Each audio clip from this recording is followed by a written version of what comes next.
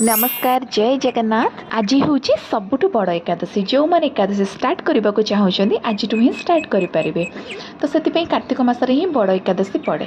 तो आम दुईज अच्छु चंडीगढ़ में। तो दुईज आम फ्रेश ही बाहरी गलु मंदिर बाबा को दर्शन करने। मो मैरेज यहाँ हूँ फास्ट एकादशी जोटा कि आम दुईज आसी बाबा को दर्शन करूँ आ निज हाथ में मु शिवलिंग को पूजा करी से बहुत ही भल लगे आज दिनटा। जा हो भगवान को बहुत बहुत धन्यवाद। आज गोटे पवित्र दिन में आम दुई जन को स्वामी स्त्री को सुजोग मिलला बाबा पूजा करने बाबा को दर्शन करने।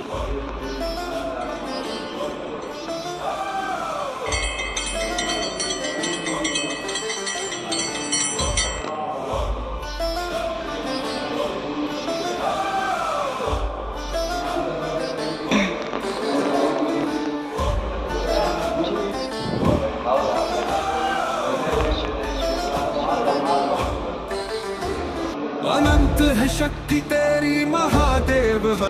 आम दुई जनकर मंदिर दर्शन कंप्लीट हो गला आ बहुत ही भल लगिला।